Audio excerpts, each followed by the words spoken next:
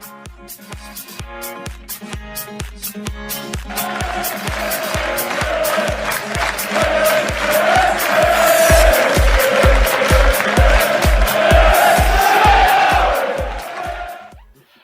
everybody and welcome back to the Stacey West channel. I am Ben and today I'm joined by Mark Haliwell from the Robins Report podcast and also part of the Radio Gloucester commentary team for Cheltenham Town. Looking ahead to the game away on Saturday. So how are you doing, Mark? Are you well? Yeah, I'm good. Thank you, Ben. Excellent stuff. So may as well jump straight into it. I mean, there's a little bit of a parallel between the two teams at the moment. Obviously, we're both 2 points behind the team above us, both trying to desperately claw ourselves above those teams. Obviously, fighting at different ends of the table, but you guys do have a game in hand. Obviously, you know, over the team above you. So, how have you seen the season in general for Cheltenham? I mean, obviously, it sounds like a pretty obvious question, but did you kind of expect this going into the season, and how's it panned out? We always knew it'd be tough. For Cheltenham, being in League One is tough. Smallest budget in the division, always going to be fighting against the odds. Never stayed up in League One for 4 seasons. This is the season. This would be it if we can stay up for another season. So they're going for history there, really, and that sort of tells you about it. Really, they've done 3 seasons in the league twice. This is the second time they've done it. First of all, finished 15th under Michael Duff, which is the highest we've ever finished in the league. 16th last season under Wade Elliott, and got to the Papa John's, as it was then, semi-final. So that was okay. And then this season started really badly. Even before the season had started, a lot of the backroom staff left, and Wade Elliott was left without barely any backroom staff during pre-season. So that put us on the back foot. And then the sale of Alfie May was another big thing in the summer. I think that was always inevitable because he wanted to leave. I don't think there was any way, even though he still had time in his contract, he wanted to go, and the club facilitated that, and off he went. So all those things, a bit of a perfect storm in the summer, and then the recruitment was pretty poor. And we all saw what happened. EFL record, terrible start, 11 games, 1 point, no goals. So that put us on the back foot as well, because we'd already sort of used up about a third of the season or a quarter of the season, and it was a disaster. And really, we should have been absolutely marooned from then on. So the fact that Darryl Clark came in, he came in. Wade Elliott lasted 8 of those 11 games. He went. Kevin Russell took over for a couple, including the game at Sincil Bank when we were absolutely terrible and lost 2-0. And then Darryl Clark was actually sat in the stand that day because he'd been appointed the day before that game at Sincil Bank. Yeah. But he didn't take over for that one, and then he took over, and gradually we started picking up points, picking up wins. And I think if the season started when Darryl Clark took over, we'd be mid-table. So yeah, there you are. We've done extremely well under Darryl, and it's really, I think, quite amazing that we're still in it with 3 games to go. Yeah, absolutely. I mean, I'm looking through the list of the results so far in the season, you can see the definite uptick, because before October, really, it was just sort of all just dire watching, or dire reading, I should say. But I mean, you have had a few mini runs. I think there was February went 4 and beat 3 wins on the trot. Couple of results in there that may have surprised a few. I think the one that's certainly piqued my interest in that was against Blackpool, which seemed like a really good result for you guys at the time. But I mean, what's the general feeling in the camp at the moment ahead of Saturday? I know, speaking to several other fans and of other clubs, that they kind of turn around and say, well, nobody would want to face Lincoln at the moment because of the run that we've been on, and it's it's a weird feeling to be in that spot because, you know, a lot of the time we've been in that position where we don't want to face a club coming in. So, I mean, how is, well, from your point of view, how is it in the camp at the minute? You're right. We've had a few little moments where we thought, we can really get out of this. You know, like you say, those 3 wins. We beat Cambridge, Blackpool, and Port Vale. Blackpool was our best performance of the season. We've taken 4 points off Portsmouth. We beat Oxford at home. So we've had games where we've played absolutely really well against very good sides. And then after Port Vale, which was February the 17th, we've gone 1 win in 11 before Tuesday, and a lot of supporters. And we had Fleetwood and won on Good Friday, and then we lost 4 in a row, and that included losing to Carlisle at home, which was we were dire, so bad. And a lot of supporters had lost a bit of hope, really. I think a lot of supporters saw that one, and then we lost to Bristol Rovers on Saturday when they hadn't scored for 7 games. So Dr. Cheltenham came along and sort of cured them of that. And I think a lot of supporters thought that's it. You know, and then Tuesday we were 1-0 down at Burton, and I think a lot of fans thought that's it. You know, they've given up. That's it. All the belief's gone, all the fight's gone. But then they turned it round in the second half, and we thought, okay, maybe they haven't. Maybe it's back. Maybe they do believe.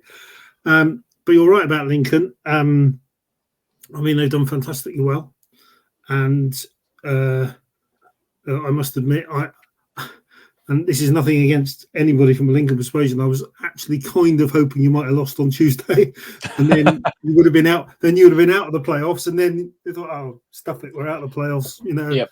But no, you're coming to us with something to play for. So that, from a purely selfish Cheltenham point of view, you know, I mean, great for Lincoln, and I've done fantastically well. And I must admit, massively surprised me. I have to admit. I remember, I think, when I saw that you'd appointed Michael Scubala, I thought, that's left field.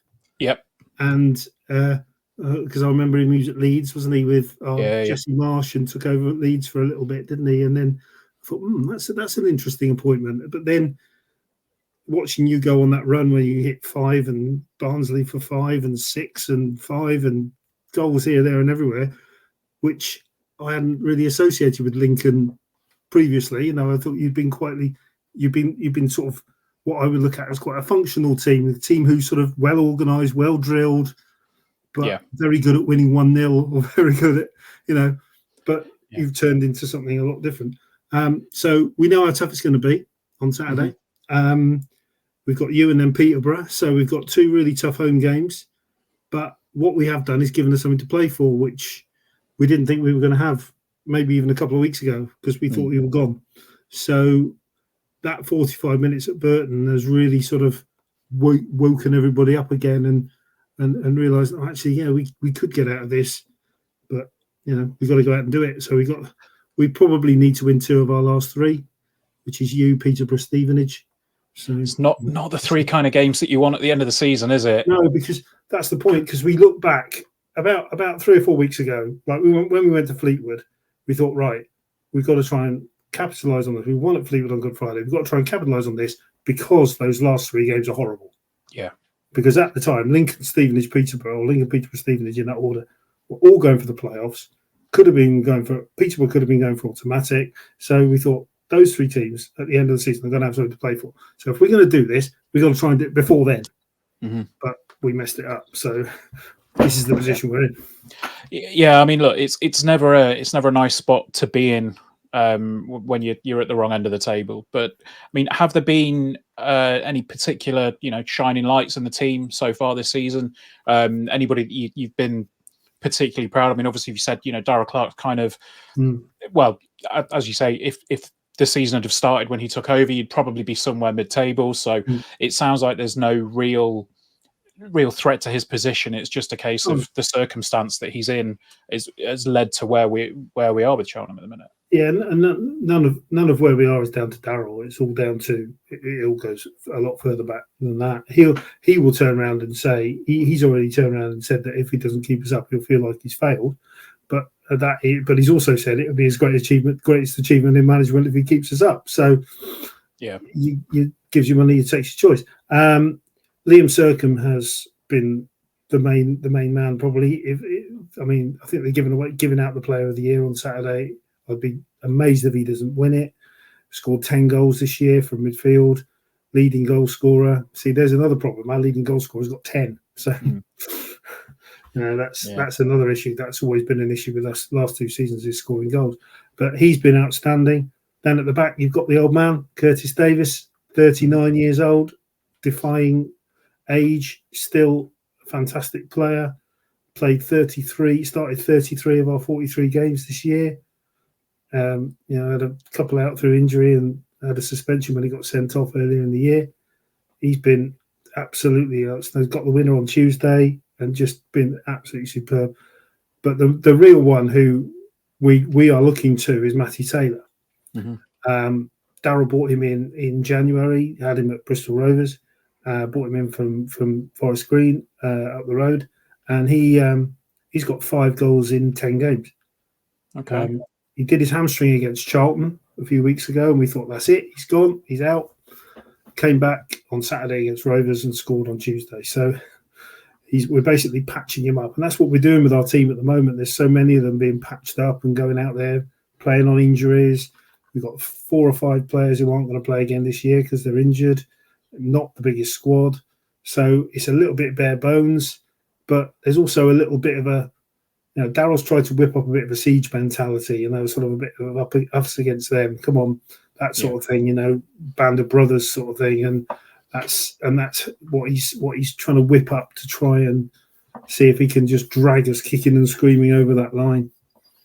I mean, that's kind of where I was going to come to next, in terms of the how you guys tend to line up, or what's the general tactics and method of play. I mean, by the sounds of it, it's going to be, well, from where I'm sat at the moment, it sounds like it's going to be 2 teams on Saturday that are just going to chuck the kitchen sink at each other, and just try desperately to win the game. I know, obviously, a lot of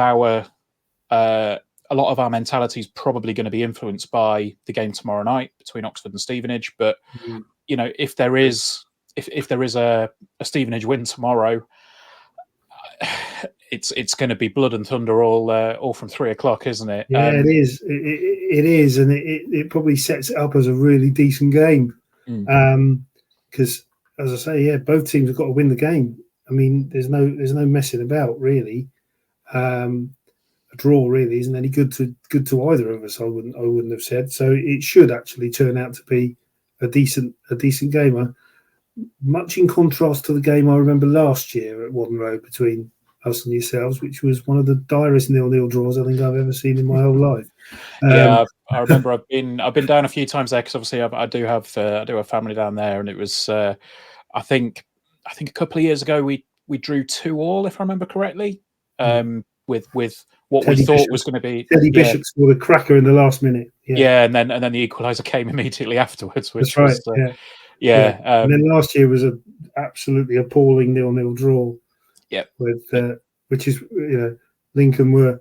I think I can't barely remember there being a decent chance in the whole game, if I remember rightly. But I don't think this year's will be like this.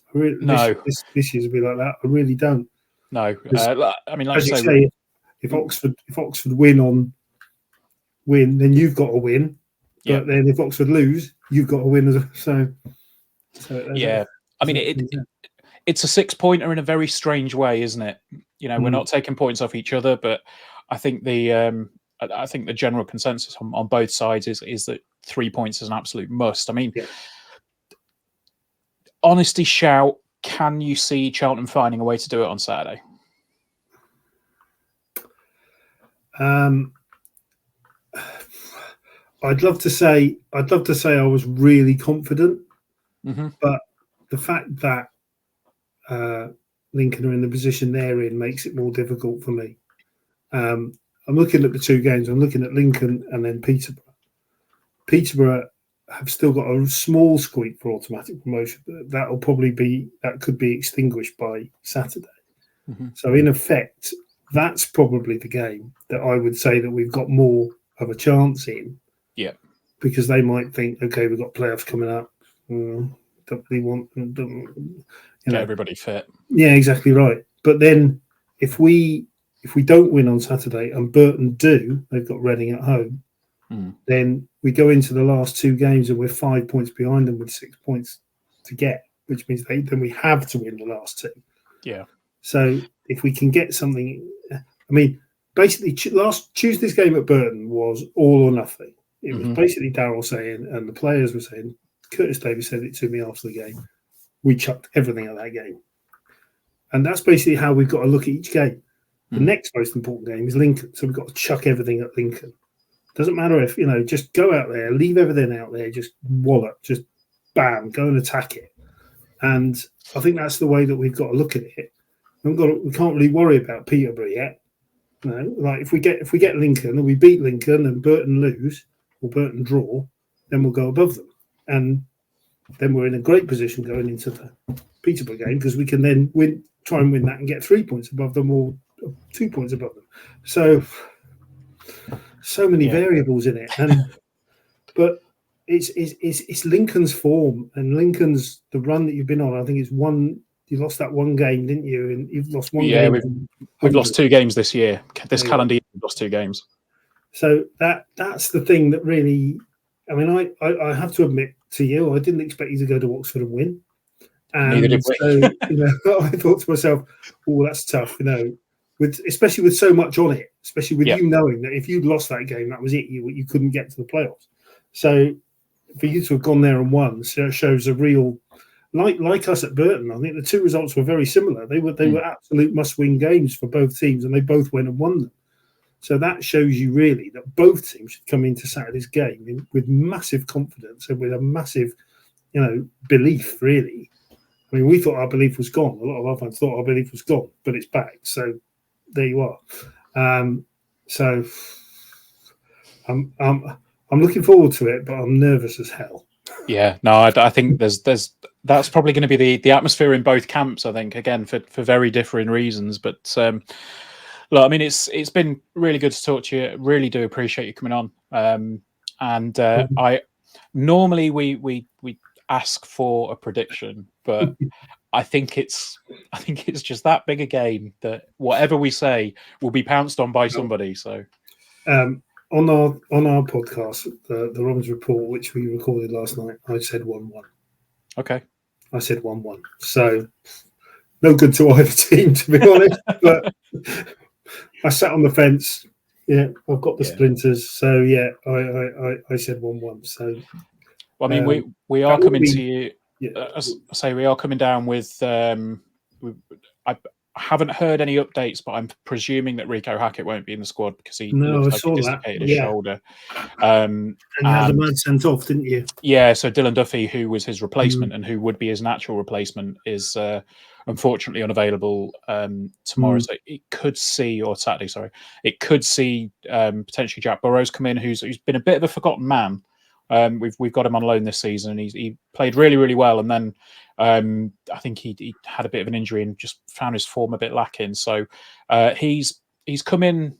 I think came in last week and played in central midfield, which was a bit foreign to him. But I mean, much like you say about Cheltenham, we're coming in bandaged up and bits of string hanging off us and gaffer tape around the legs or whatever it is at the moment to do it. But we lost Aidan Keener on Tuesday, who plays up. He actually had dislocated shoulder as well early in the first half. He went off with that. So there's too many parallels, Mark. There's too many parallels between the two. Louis Bristow, one of our centre halves, he's been strapped up for weeks, and I don't know if we're going to see him again. Tom Pett, midfield player, went off on Saturday. Of course, I forgot Petty was with you guys. Yeah. He was with us for a few seasons. Good player. Really liked Tom Pett. Quality player. Yeah, he's done well. Darryl brought him in as a free agent in about November time, and he sort of really did well.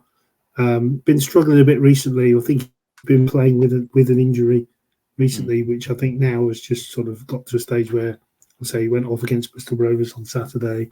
So I don't know if we're going to see him again. George Lloyd up front is another one. Don't think we're going to see him again.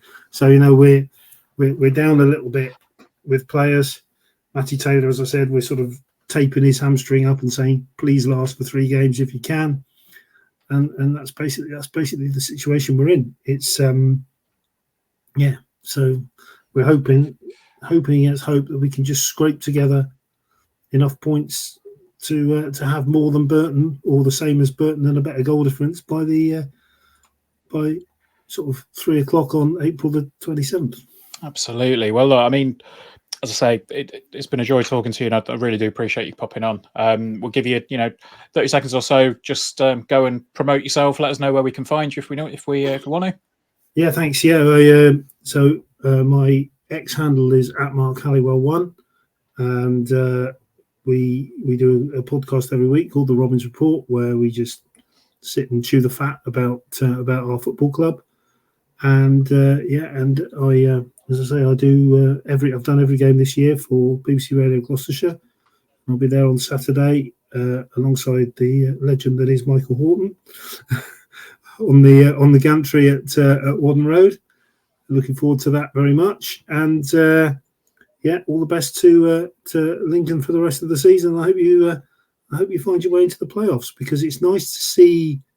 And I'm not calling Lincoln a small club, but nice to see, I get what you mean. Yeah, it's nice to see the sort of more unheralded clubs coming up. Got a lot of time for Lincoln. I think they're a very well-run football club. I think they've done extremely well to come back from non-league, firstly with the Cowleys, and then what's happened since. And they're a football club who I think my football club could learn a lot from, in the way that they've sort of built the fan base at Sincilbank in recent years, and always enjoy going to Sincilbank. And I hope you do well for the rest of the season. I hope you get in the playoffs. Thank you very much. Well, yeah, thank you, Mark, for joining us. I say, go check out the Robins Report, and if you are listening to the game on Saturday and you have the chance to stick the away commentary on, you'll hear Mark for a change. So that's great. Sorry, home commentary. You'll be the home commentary. I always do that. But no, thank you very much. And until next time, we'll see you soon. Up the Imps.